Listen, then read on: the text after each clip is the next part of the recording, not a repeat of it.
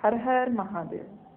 Happy Shivratri. आप लोगों को शिवरात्रि की बहुत बहुत शुभकामनाएं। शिवरात्रि बहुत बहुत मुबारक हो। आज शिवरात्रि है तो शिव बाबा के बारे में बात करना तो बनता है। जो मैं बातें शिव बाबा के बारे में बताने जा रही हूँ, शिव भगवान के बारे में बताने जा रही हूँ, मेरे ख्याल से आप लोगों में से बहुत सारे लोगों को मालूम होगी वो बातें, और बहुत लोगों को नहीं भी मालूम होगी। तो मैं अपनी तरफ से वो बातें बताना चाहती हूँ कि शिव बाबा इतने दानी थे कि क्या आप लोगों को पता है कि जो सोने की लंका है, जिस सोने की लंका का राजा रावण था, वो ही सोने की लंका खुद विश्वकर्मा से पार्वती माँ के कहने पे भगवान शिव ने बनवाई थी। और उसमें पुरोहित के रूप में, क्योंकि रावण बहुत बड़ा प्रकांड पंडित था, तो पुरोहित बन के वही आया था और उसने दक्षिणा में शिव भगवान का पार्वती मैया का वो लंका मांग ली। और शिव भगवान इतने दानी थे कि उन्होंने बिल्कुल मना नहीं किया और वो पूरी लंका दान करके कैलाश पर्वत पे माँ पार्वती को लेके चले गए।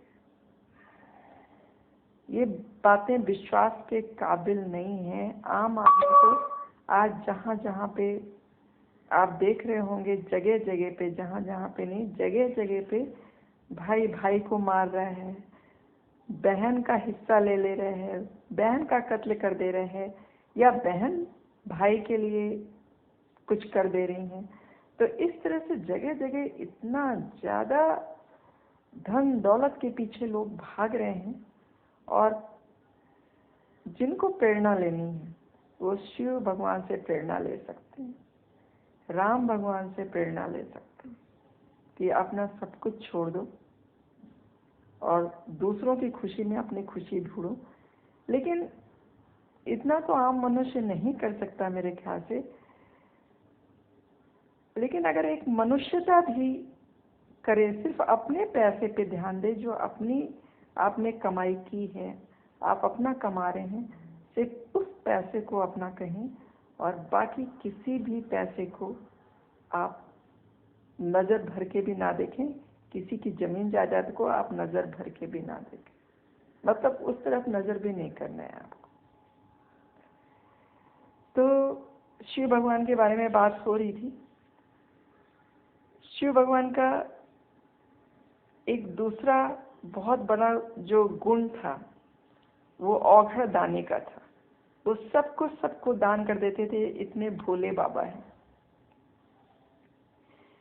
तो इसीलिए अपने पूरे त्रिलोकी नाथ किस तरह से घूमते थे सबको पता है।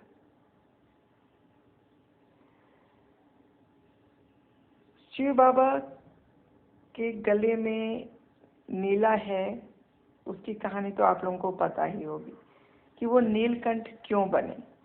जब वो जहर पी रहे थे, रस पी रहे थे, जो विष पी रहे थे, रस नहीं, रसपान कर रहे थे विष रूपी, तब उनको याद आया कि उनके दिल में, उनके हृदय में तो विष्णु भगवान बैठते हैं, बसते हैं।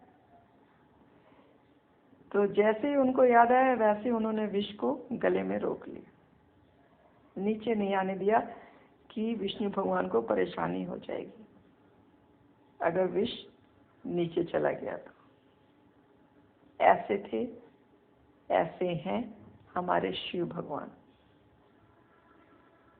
और शिवरात्रि क्यों मनाई जाती है ये तो आप में से बहुत लोगों को पता ही होगा।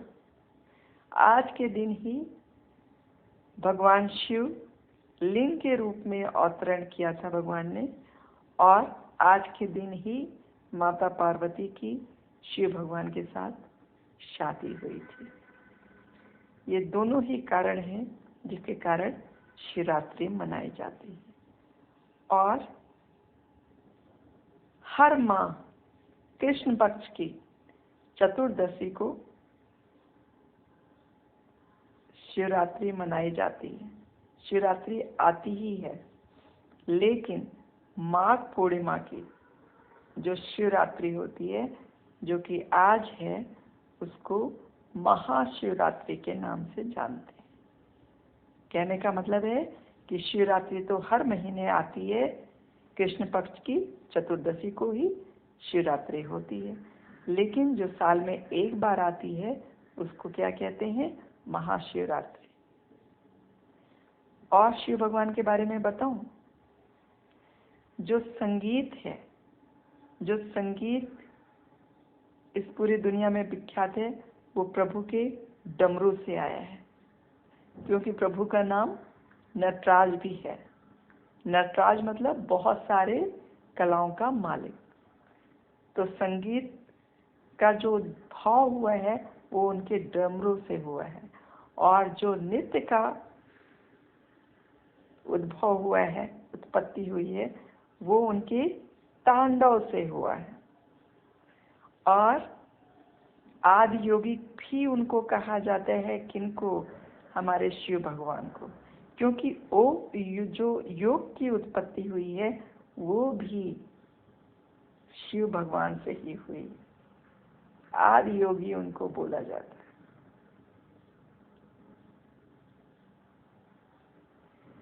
तो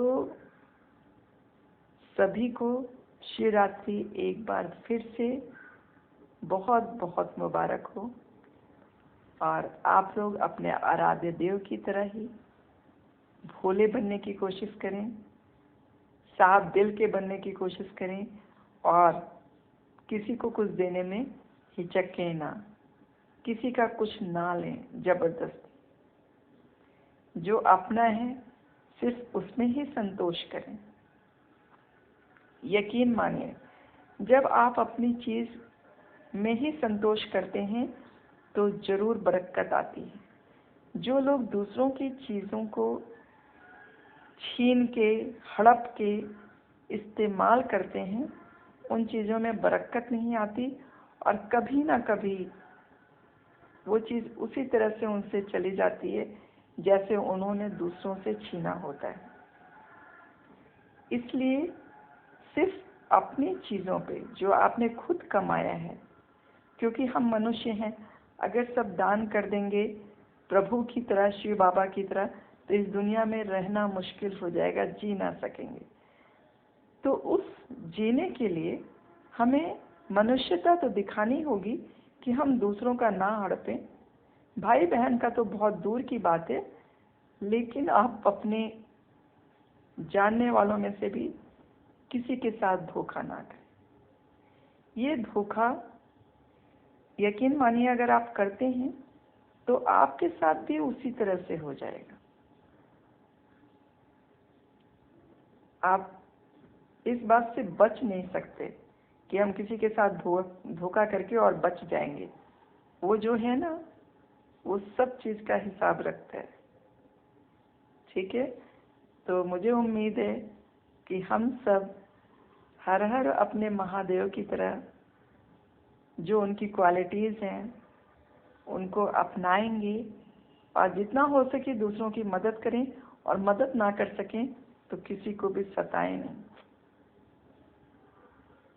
उससे बड़ा पाप कुछ नहीं होता।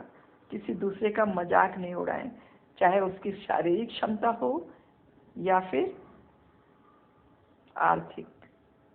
कभी भी किसी का मजाक नहीं उड़ाएं, क्योंकि जब हम किसी का मजाक उड़ाते हैं तो वो बद्दुआ 3 गुनी 4 गुनी होके वापस वो मजाक हमारे ऊपर ही आएगा,